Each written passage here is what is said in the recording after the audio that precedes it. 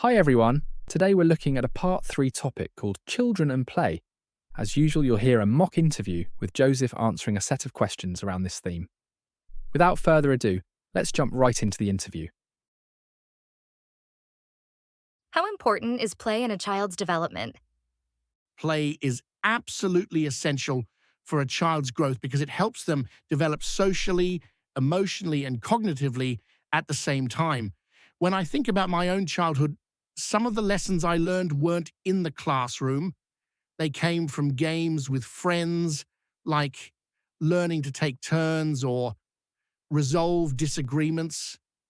Play also sparks imagination, helping children invent scenarios or stories that develop their creativity. Even physical play, like climbing or running, strengthens coordination and confidence. On top of that, it allows children to manage emotions, such as dealing with frustration or excitement in a safe environment. Without regular play, I think children would miss out on so many subtle but important life skills. What types of play are most beneficial for children? I'd say a combination of different types of play works best. Creative play, like building Lego models or role playing as different characters, really stimulates imagination and problem solving. Physical play, such as sports or outdoor games, keeps children active and helps them develop motor skills. I've noticed that children also benefit a lot from social play where they negotiate rules or work as a team because it teaches patience and cooperation. Honestly, the best play is often the kind where kids don't even realize they're learning, whether it's a puzzle, a board game, or just inventing games in the backyard. How have children's play activities changed compared to the past? Play today is quite different from when I was a child. Back then, most of our games were outdoors, tag, hide and seek, or just pretending with toys we made up ourselves. Nowadays, many children spend hours on tablets or video games, which is convenient and can be educational, but it also limits real life social interaction. On the other hand, technology allows kids to play with friends remotely or learn through interactive apps, which wasn't possible in the past. So, while the type of play has changed, I think the underlying benefits, like problem solving and social learning, can still exist if parents guide it properly. Do modern toys and technology affect children's creativity? Technology and modern toys definitely have an impact, though it can be both positive and negative. Some apps and video games encourage strategy, creativity, and even storytelling, which can be very stimulating. But if a child only watches videos or plays highly structured games, there's little room for independent thinking, which can limit imagination. I personally believe that the key is balance. Allow children free play sometimes without screens so they can invent and explore on their own. When this balance is struck, technology can enhance creativity rather than suppress it. How should parents choose toys or activities for their children? Parents need to think about what's both enjoyable and developmentally beneficial. For instance, puzzles and building sets challenge logical thinking, while balls or bikes encourage exercise and coordination. It's also important not to overwhelm children with too many toys at once, as that can make them lose focus or appreciation for each item. Safety and age appropriateness are crucial too. No parent wants a toy that could be a hazard. Personally, I think the best approach is to observe what the child enjoys naturally and offer toys that nurture those interests while helping them grow. Can playing games help children learn important life skills? Absolutely. Games often teach skills that are surprisingly useful in real life. For example, when playing board games, children learn strategy, patience, and how to accept winning or losing gracefully. Even team sports teach communication and cooperation, while imaginative games can improve problem solving and creativity. I remember playing a strategy game with my cousins, and it really taught me to think ahead and consider other people's perspectives. So, in many ways, play is a form of practical education that complements formal learning. Do you think schools should include more playtime for children? Yes, definitely. Schools are increasingly focused on academics, and children often don't get enough time to release energy or relax. Playtime helps them recharge, develop social skills, and improve focus in lessons. I've seen students come back from recess more motivated and happier, which shows how effective it can be. Incorporating structured and unstructured play in schools can also boost creativity and emotional intelligence, which textbooks alone can't teach. In my opinion, it should be considered as important as traditional lessons. How do cultural values influence the way children play? Cultural values have a big influence on children's play. In some countries, education is highly prioritized, so kids spend most of their time studying and very little time on leisure or creative activities. In other cultures, outdoor games, sports, or traditional crafts are encouraged, which really shapes children's social skills and creativity.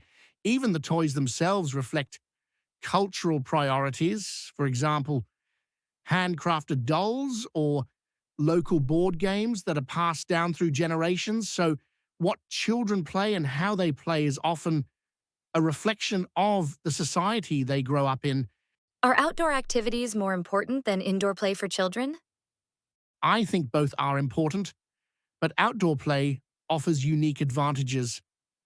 Physical activities like running, climbing, or playing sports help children stay fit and develop coordination.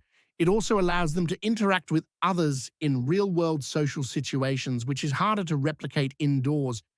That said, indoor activities like puzzles, Lego, or drawing are equally important for creativity and concentration. Ideally, children should have a balance of indoor and outdoor play because each type offers different benefits that complement each other. What impact do electronic games have on children's behavior? Electronic games can have both positive and negative effects. On the positive side, they can improve hand-eye coordination, strategic thinking, and even social skills in multiplayer settings. But I've also noticed that excessive gaming can make some children restless, irritable, or socially withdrawn. The key is moderation. Parents should set limits and encourage a mix of activities so gaming becomes part of a balanced routine rather than dominating a child's life. If managed correctly, electronic games can be a useful learning tool rather than a harmful distraction. All right, that was the mock interview. Let's go through the questions. Question 1. How important is play in a child's development? Joseph explains that play is essential because it supports different areas of a child's growth at the same time. He reflects on his own childhood and points out that many important lessons, like learning to take turns or deal with disagreements, came from playing with friends rather than from school. He also mentions that play encourages imagination, as children create their own stories and scenarios. Physical play, such as running or climbing, helps build coordination and confidence, and overall, play gives children a safe space to experience and manage emotions. Question 2. What types of play are most beneficial for children? Joseph doesn't single out just one type of play. Instead, he explains that a mix works best. He talks about creative play, like building or role-playing, as a way to develop imagination and problem-solving. He also mentions physical play for keeping children active and developing motor skills, and social play for learning patience and cooperation.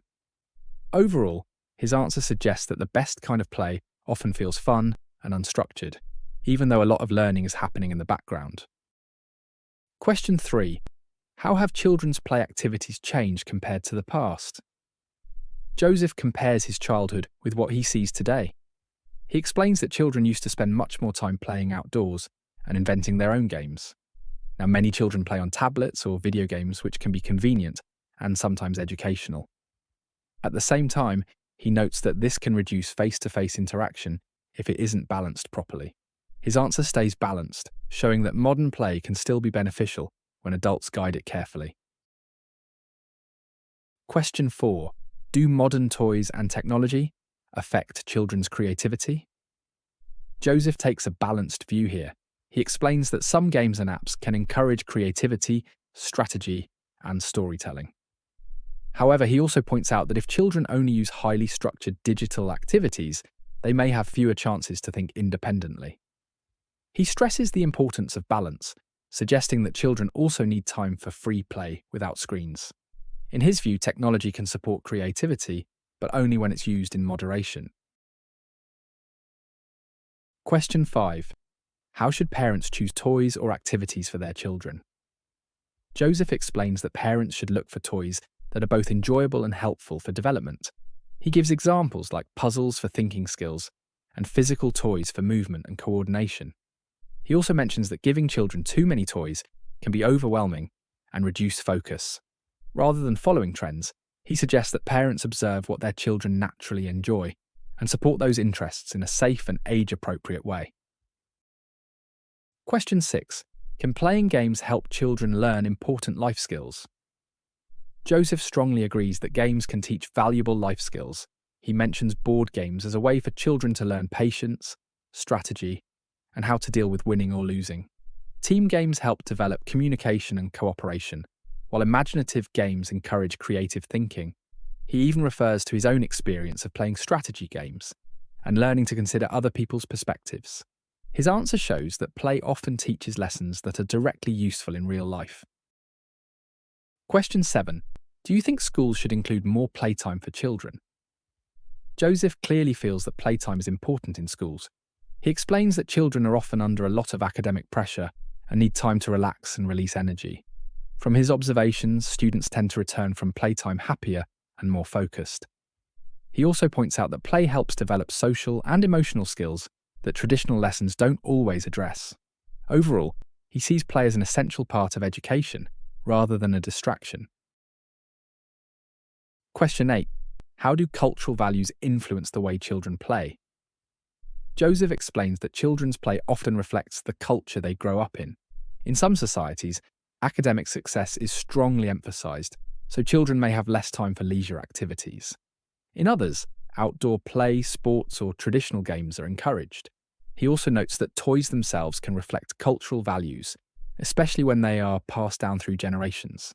His answer shows that play is closely connected to social expectations and traditions. Question 9. Are outdoor activities more important than indoor play for children? Joseph doesn't choose one over the other. He explains that outdoor play is great for physical health, coordination, and real-world social interaction. At the same time, indoor activities like drawing, building, or puzzles help children develop creativity and concentration. He makes it clear that both types of play offer different benefits. His main message is that children need a balance of both. Finally, what impact do electronic games have on children's behaviour? Joseph again takes a balanced approach. He explains that electronic games can improve skills like hand-eye coordination and strategic thinking, especially when children play with others. However, he also mentions that too much gaming can lead to restlessness or reduced social interaction. He emphasises moderation and parental guidance as key factors. His answer suggests that electronic games can be beneficial when they are part of a varied and healthy routine. That brings us to the end of our review of Joseph's answers on children and play. Thanks so much for watching.